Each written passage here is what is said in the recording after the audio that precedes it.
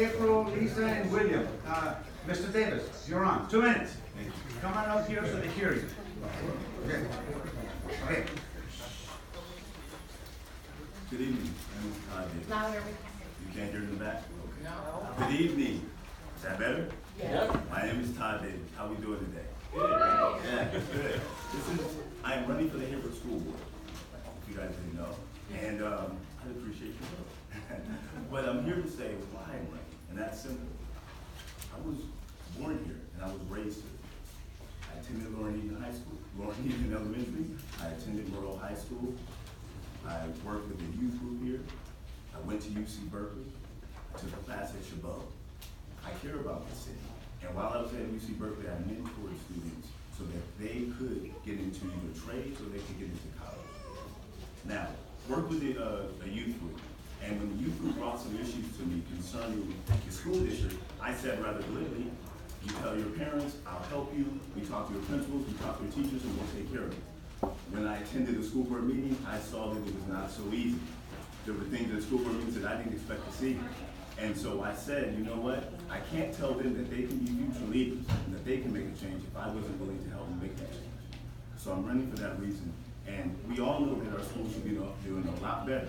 30% for English language arts, 30% for math, which means that 70% of our kids are not passing the state assessment test.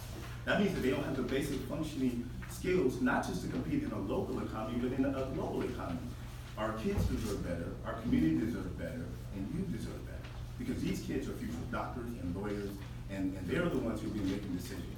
And when we don't have an educated student group, or we don't have an educated body that makes the correct decisions, well, I think we see what happens when they begin to vote for our president. I want to be that change that I kept telling them they can be. Thank you. Ken Rawdon.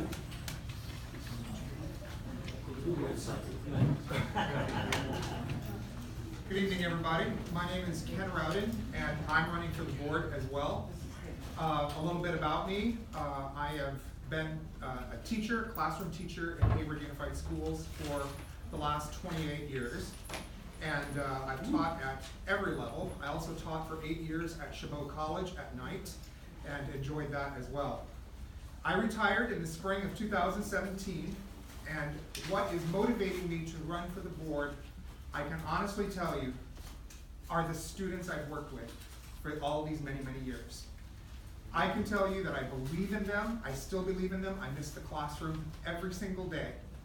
And I believe that they are smart, they are intelligent, they are creative, and I believe that they are totally capable of being successful in today's world. So that's my motivation in running. I can also tell you what I'm not.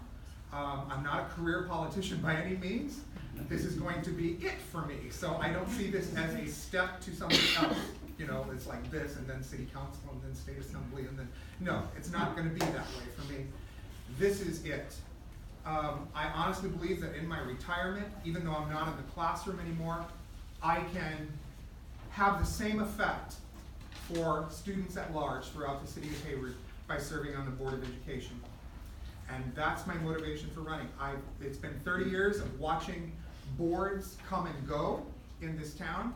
I've seen some that are very good and they've made good decisions, and then I've seen some what the heck is going on decisions also. And so I see the effect that it has in the classroom from that side of the fence, and that's the new perspective that I think I would bring to the Board of Education as a teacher. This is still the heart of a teacher right here. And that's what I would bring to the board. I appreciate your vote. Thank you.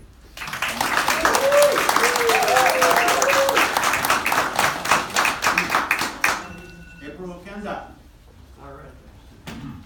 Good evening. Thank you all so much for coming and listening tonight. My name is April Oquenda, and I'm running for Hayward School Board because education transformed my life and opened up doors that I couldn't even have imagined were possible when I was a kid. My mom was a baker at the local grocery store, and my father was a bricklayer. They divorced when I was really young, and so we lived with my grandma, who worked as a waitress. And then when my mom remarried, my stepdad worked as a plumber. And college really wasn't anything that I ever thought of my mom developed carpal tunnel syndrome from squeezing those batter bags over and over. And so when she had surgery in both her wrists, she would bring her homework home from her trade school where she was learning to become a graphic designer. And I remembered thinking at around age 10 that this really opened up a whole new life for my mom, just getting an education. And so I started thinking about college and what doors might open for me if I was able to get an education. So I started out at community college and I worked 3 jobs all through when I transferred to university. And I decided that I wanted to keep going. I wanted to get more. I pursued a master's degree in English, and I started teaching at the CSU, and I'm proud to say yesterday was my 10-year anniversary. So I've been educating now for 10 years at the college level. I went on to get my PhD, and it really did just change all of the opportunities that I had access to. So I'm running for Hayward School Board because I want to make sure that our students in Hayward have the education and the opportunities that come with that to transform their lives, and particularly making sure that they're both college ready and career ready, and also ensuring that they have that same transformative power working in their own lives. So thank you so much. Mr. Brunner.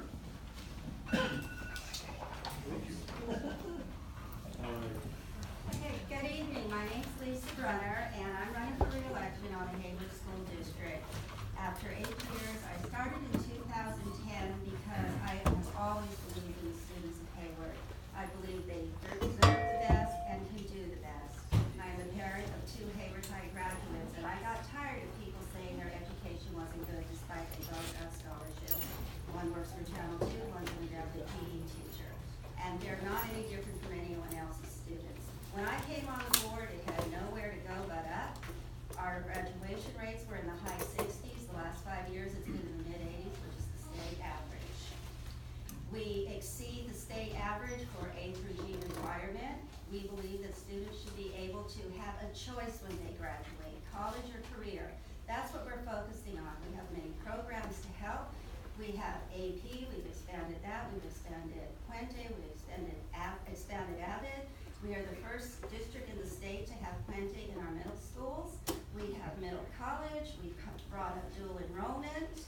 And I have a copy of the Stanford study in the entryway that shows, that just came out in December 2017, that shows our school district is in the top 10% growth in the nation, 5.7 years in 5 years. So we are moving in the right direction, but we still have a long way to go.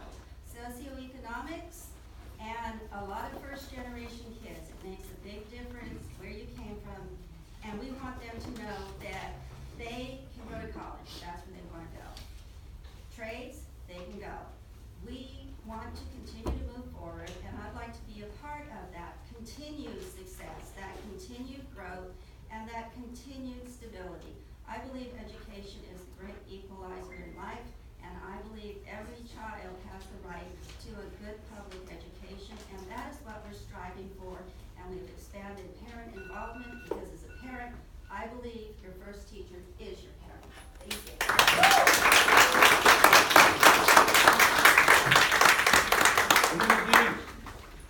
Good evening, everybody, and thank you for being here. Thank you for having me here. I currently sit on the board, and I'm running again to continue the work that we've done. So as Lisa stated, when we got on the board 8 years ago, we had nowhere to go but up. And so a lot of things that we've done in our district have improved what's been happening. So we have increased our graduation rates, we've increased the advanced placement rates. We've also done things to help students, and so I'm proud that we passed the foster youth policy, which allows for students to get credits, because we were seeing a lot of issues with students who were transferring in and out of our district, not getting credits toward graduation. A lot of other things that we've done is increase the career technical education classes in our district, as well as a partnership with the ROP, which allows students to do a lot more hands-on learning. So there is a lot of things that we still have to do. There are improvements that can be made, and so we've done that. The communication has strengthened. Again, the board meetings weren't going as well, but the board did make some tough decisions, which has improved a lot of things happening in our district. Some of the other things that are going on are the examples of what's happening with our schools, the new ones that we're building, as well as the ground we're breaking. And so I'm proud of the accomplishments that we've been doing in our district, knowing that we still have to keep going. So thank you guys for being here and hearing us tonight.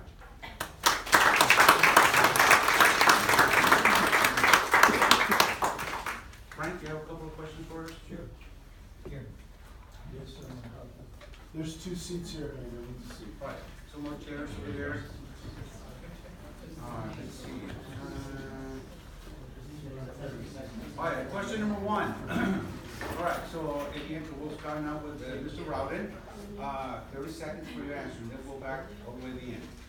What would you do to improve 3rd grade reading?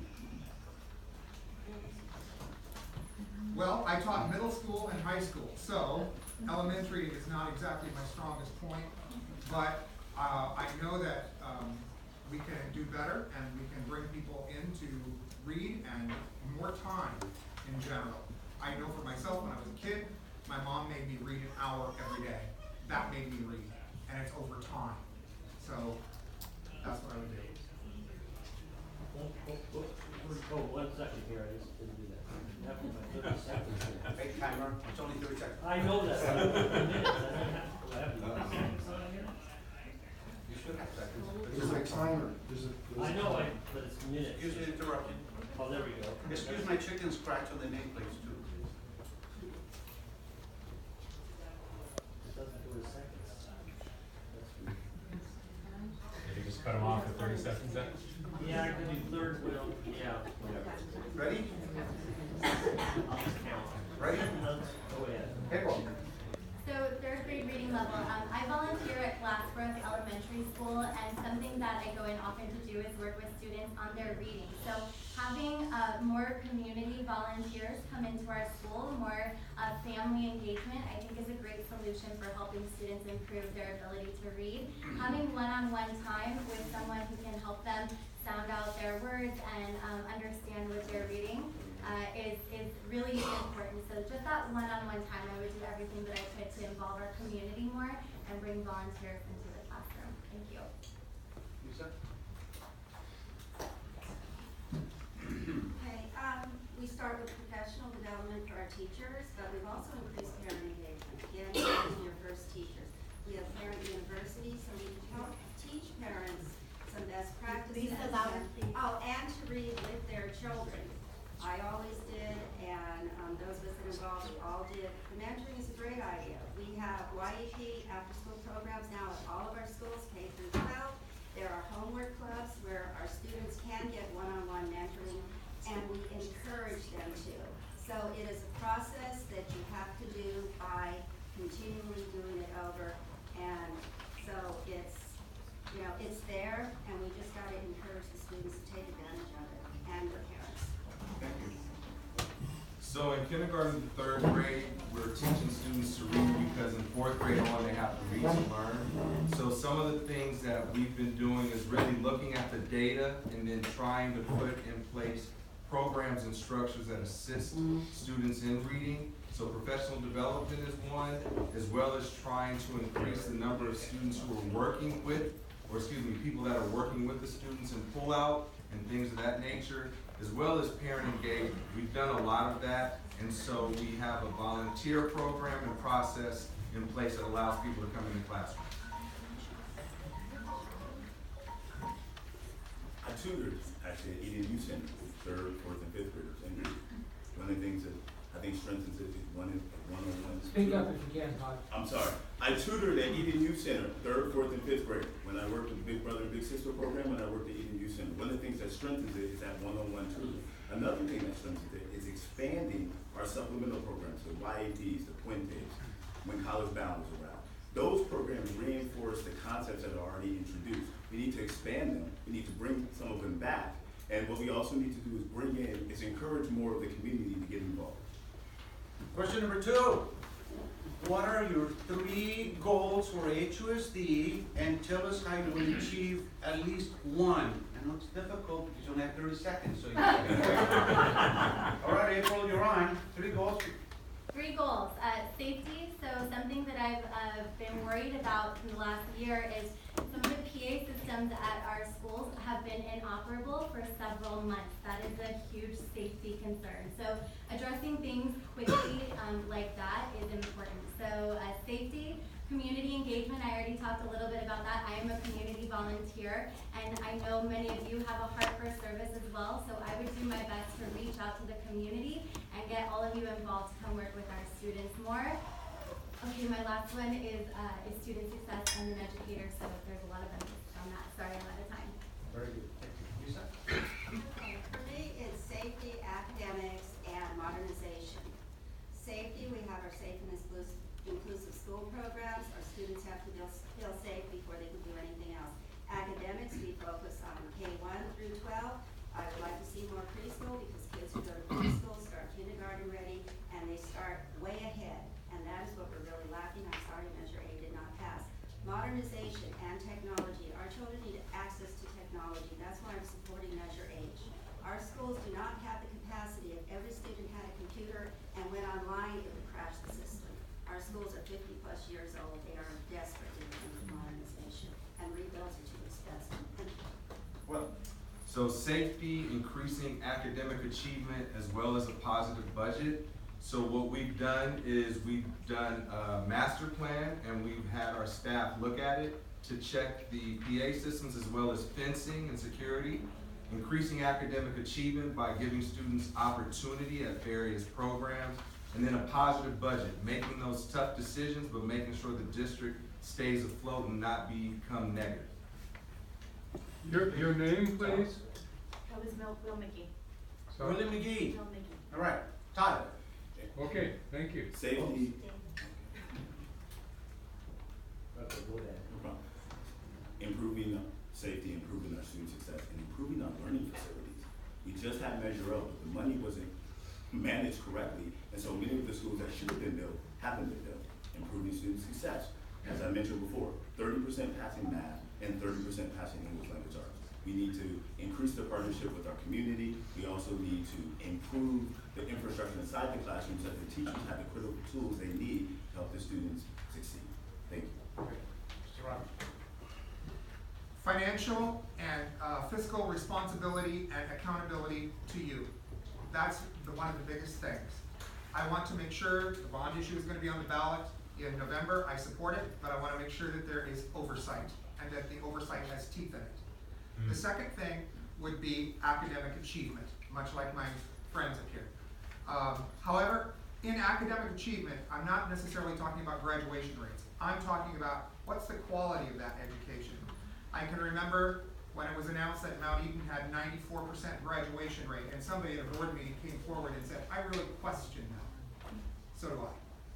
The third thing would be seeing through the newly adapted visual and performing arts, what do you call it? Master Plan.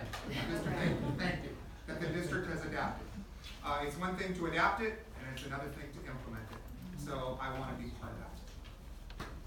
Very good, thank you. Okay. Third question is, let's see, please describe if and why the visual and performing arts are an important part of every child's education. All right, so please. Okay, visual and performing arts, it's not play, it's enrichment, it brings a child's interest. Children who take part in visual and performing arts do better in math, Louder, science, please. and technology. There is a lot of applied math in our visual and performing arts.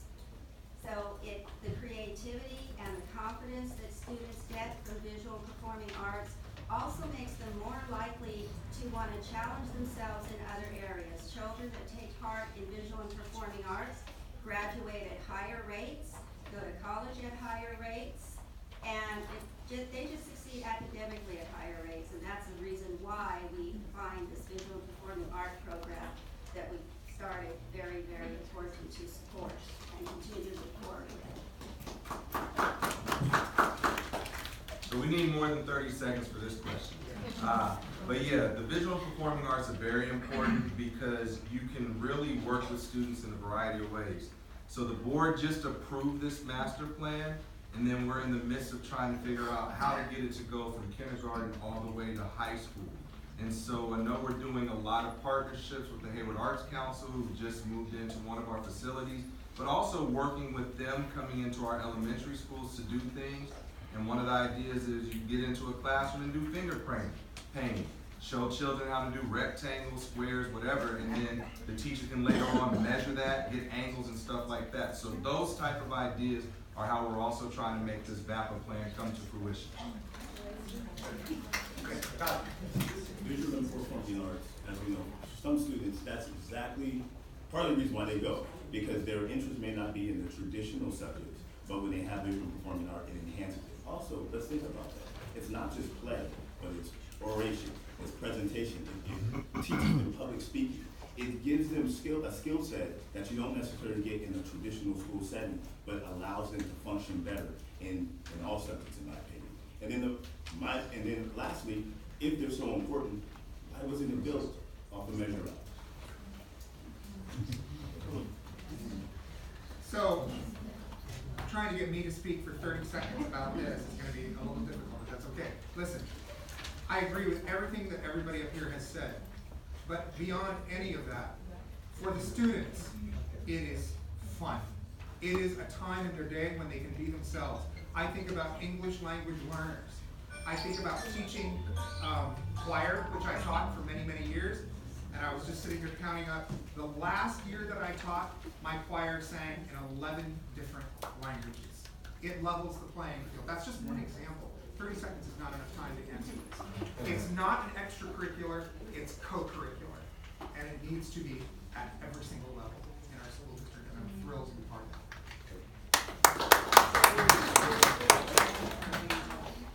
Visual and performing arts, I think when I'm teaching my students to interpret a piece of visual art or perform a piece of spoken word, what I see come through in them is a level of self-expression and creativity that other disciplines just can't really draw out of them. So not only do we see our students growing in their self-confidence and the way that they express themselves, but they're also developing skills of innovation that they're going to need in the jobs that they'll be applying for once they graduate. And the same is true for students who are seeking career paths as well. So thank you. I know you have a lot of questions for these folks, so then once they leave this table, you can go outside and ask them as much as you want. Are you able to do that? Are you willing to do that? They're willing to answer all your questions after they're finished. Now they have 1 minute closing statement. And we started with Mr. Davis, we'll start with Mr. McGee, all right? Hang on. Oh, You ready? Yeah, I'm ready. Okay. I was gonna get some extra seconds. You know when you start to. Just when you start talking, I'll click on you. Oh, you got your clock too? No, I'm absolutely. So you guys, thank you again. So you hear a lot of banter going on with why people want to run for the school board, they can do a better job, etc., and so on. When you sit in that seat, you don't understand everything that happens behind closed doors, and we can't always disclose that. And so there have been some things that have happened, and it gives fuel to people to talk negatively. And so I'll tell you that this board has been through ups and downs and has improved tremendously. We have to look at the larger picture. So it's great to ask questions about what are you going to do with third grade reading and hear us say we're going to go tutor in that classroom. That's not our job. Our job is to figure out how to get systems-wide changes and increases in programs. You heard Measure L was mismanaged. Well, we handled that. We got the accountability for how that program was mismanaged, and now the board has made strides and the bond program is on track.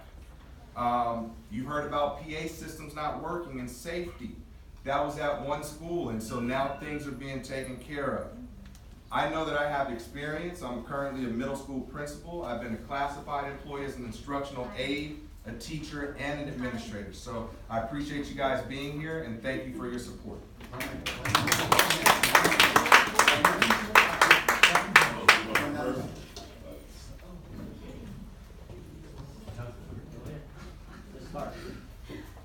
I would like to continue to move HUSD forward. I'd like to continue to focus on safety, academics, and modernization. We hear a lot about Measure L. The Performing Arts Center, for any of you who looked, was never scheduled to start till 2019. I did try to expedite it, and then we found out there was a lot of irregularities. we're back on schedule for that. We're asking for the modernization of all our schools. If you go to a new school and an older school, the difference is terrible. All our kids deserve modern facilities. They all deserve bandwidth. They all deserve science labs. They all deserve classrooms with technology, whiteboards, computers, and this is what I want. I want to move us forward. I want all of our children to get all the benefits. We've made strides, but there's a long way to go. And so, thank you for listening to us, and if you have any questions, thank you.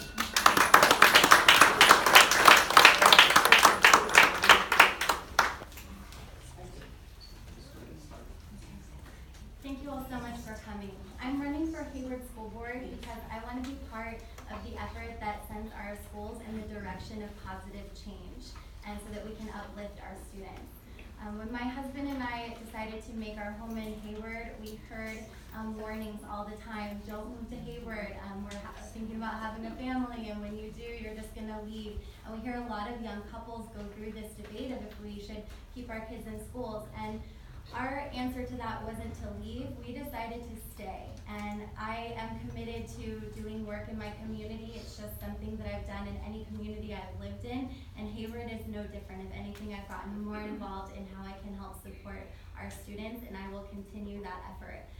I'm running because I see that this is an opportunity to help uphold the values of the board in the mission statement, and to offer a leadership that our students can look up to. Thank you. I humbly ask for your vote for Hayward School Board.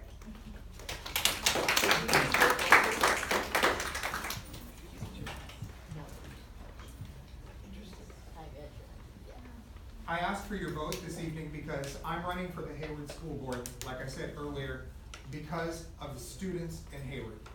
They are my motivation, and that is what makes me want to do this in my retirement. I want to continue to serve them.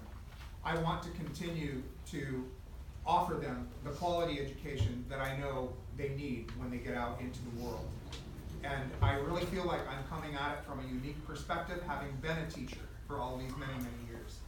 And so, like I said, I've seen boards come and go, and I've seen good ones, and I've seen some pretty bad ones, and I've seen good decisions, and I've seen some really bad decisions. I want to be part of the direction that I see the board going in these days. I think they are making strides, and I commend them for that. I want to be part of it because I think I can bring a new perspective to it from where I've been. I know what happens in the classroom, and sometimes the disconnect between the board and what happens in the classroom is great. I want to make it smaller. So I humbly ask for your vote. Thank you so much.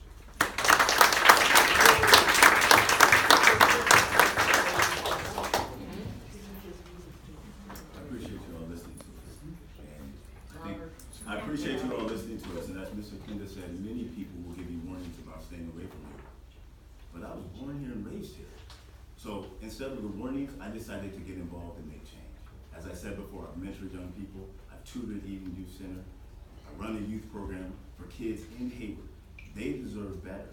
And if I were like many of those that she mentioned who said you want to leave and you should leave, then I'd be a part of that problem.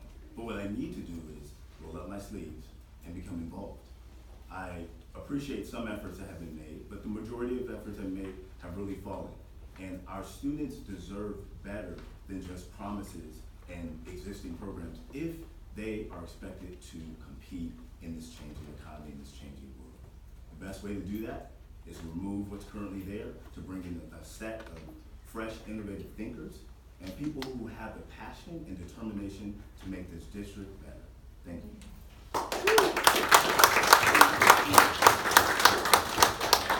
The candidates, thank you for being attentive and courteous. We thank them for being here and wanting to move our district forward. We will have a 5-minute break. They're going to be around available for all the questions. So thank you all very much. 5-minute break.